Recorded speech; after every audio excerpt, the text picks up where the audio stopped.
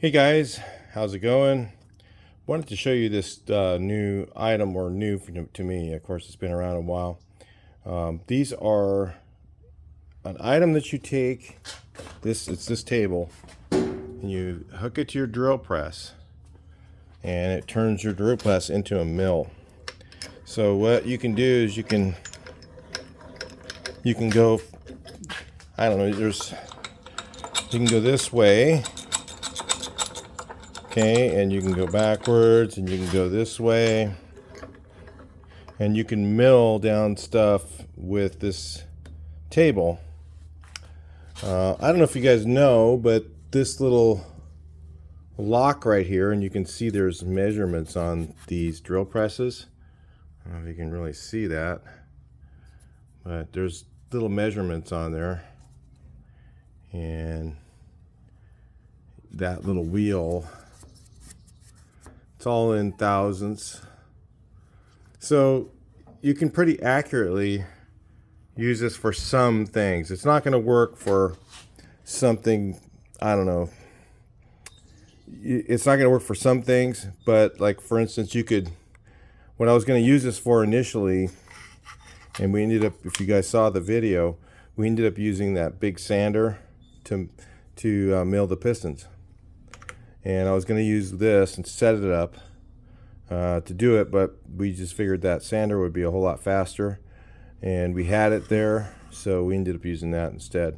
But we were going to use this to mill the piston. So I had bought these end mills, and what an end mill is, I'll show you this, it's a drill bit that's flat on the end and machines to a nice flat surface, and all sides of it, the sides all are sharp, and they can, you can go in all different directions with one of these. So you can put it on there on the drill press. You can bring this down. Mine's frozen right now, but this thing, you can turn it and lock it in place, and you could say put it right at 60 thousandths and lock it. There's a little marker there, and you can lock it there, and then put it in place, and then take your piston, for instance. You could put your piston, say, in this vise, which just bolts to that. If you can see, there's all these little things here, these little grooves. A bolt slides in there, and then you can put a nut on it, and it'll hold it in place. The same thing with the base of this thing. There's little bolts right here, and on your drill press, you've got places for the bolts to slide in, and you bolt this thing down. And your drill press can actually tilt too, so you can do that if you want to tilt it. You want to check it and make sure it's straight, use a straight edge. So I'm saying it's not as accurate as using a mill, but for milling off the pistons, that'd be fine to use something like this table. You just put the piston in this vise, put a rag around it, put it in the vise here, and then set this thing down lower, and then you could just run this thing here, this guy, at the height you want, and then do all your pistons. Put one piston in, move the table to cut the skirt, right? However you got it set in there. Cut the skirt nice and straight. Make sure you get it right to the line that you scribed.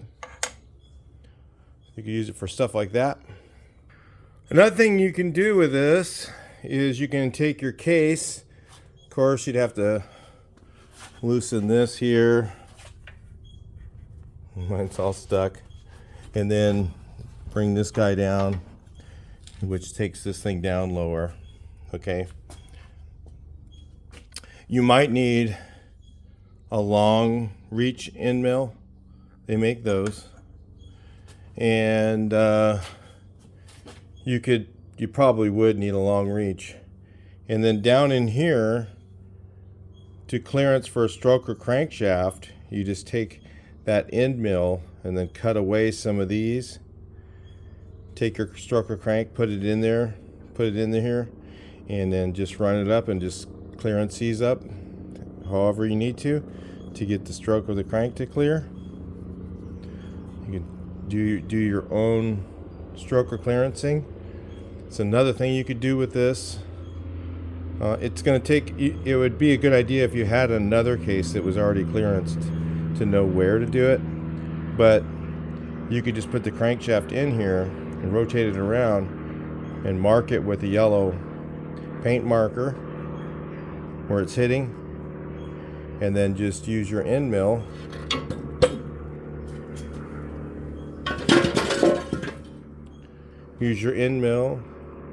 a long reach one, and go down in there and just all you do is you just move the table around like this. Okay, clamp your case down. You want to make sure that your case is clamped some way that it's level. So you'll have to put maybe a spacer. This spot right here is level on the case, right? You could take a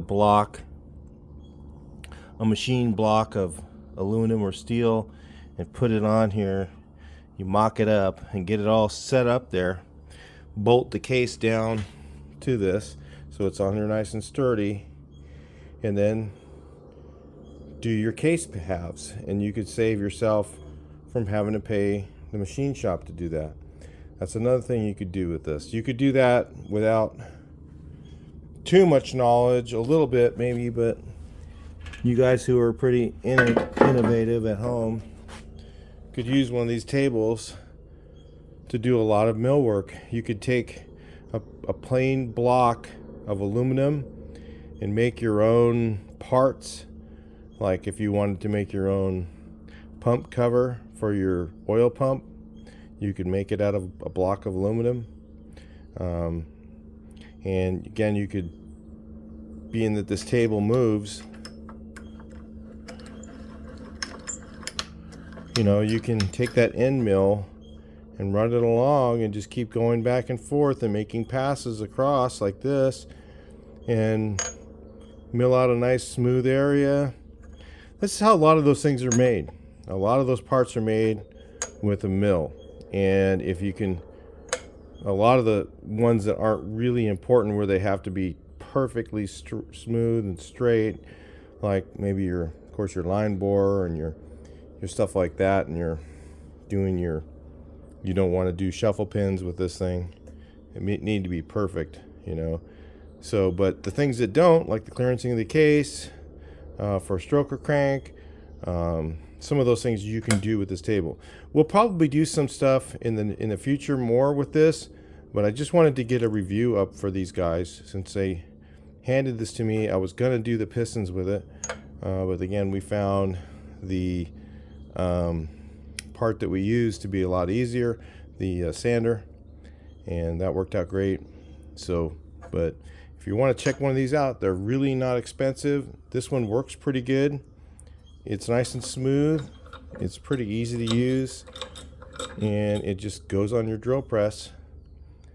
If you have a drill, all you need is this is a Harbor Freight drill press, cheap one. In fact, Beaver probably has those too. And just put it on a drill press or whatever, and you can make parts with it. So it's kind of neat. So I'll be seeing what we're going to use it for. Again, I was planning on using it for that. We'll be using it for something else in the future. And again, I'll put a link in the description on it today. But if you're looking at something like this, I really think their pricing on this was cheaper than Harbor Freight. So anyway, pretty nice item. Pretty neat. It's heavy, stays in place, moves well. I really like it. You guys check one out. It also has the little thousandths markers on here. You can see everything. It's a little loose, so you can't really go by that. Like I said, it's not really to make a really accurate part. It's more to make, like, take a block of aluminum and make some billet aluminum parts for your car, or things like that. You know, you could make your own shifter, you know, type of thing. Anything you can make out of aluminum that you can make with one of these end mills, you can make with this table. That's just a simple part. So anyway, all right, these are available there. I'll talk to you guys in the next video. Please like, share, and subscribe.